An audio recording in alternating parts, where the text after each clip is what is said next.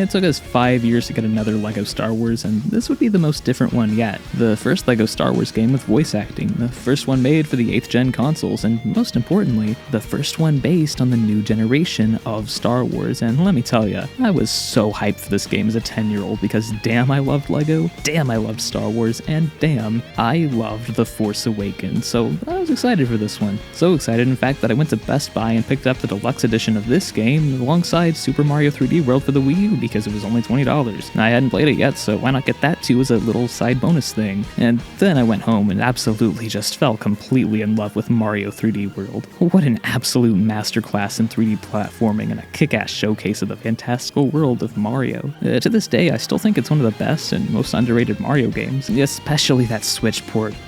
So good. And I kind of forgot about LEGO Force Awakens entirely. But before I get to that, there is an inherent flaw in this game, and it's not anything about the game itself necessarily, it's all about the movie it's based on. The problem with this game isn't that it's based on a bad movie, not by a long shot. It's a movie. Before you say it's a ripoff of the original Star Wars, it's not. Star Wars is a mythology where certain characters fulfill certain roles. It's always been that way. No, it's a movie driven by character and not by plot. As it is transcendent.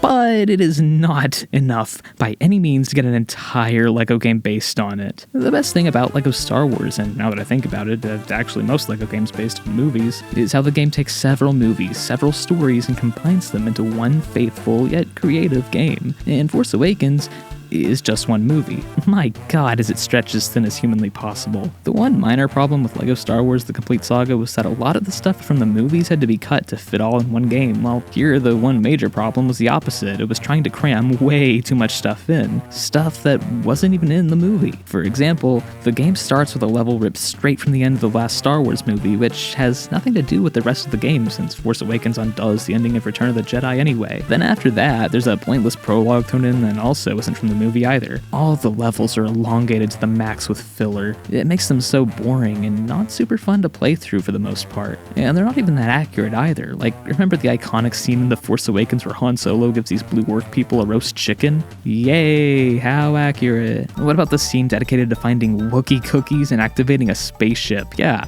a whole level dedicated to that 15-second scene from Force Awakens. That'd be like if there were a level in the original LEGO Star Wars about getting the pod racers ready in Phantom Menace. Like, just no. It's definitely not a bad game or anything. It's alright. If this was your childhood LEGO Star Wars experience, then it's valid and okay.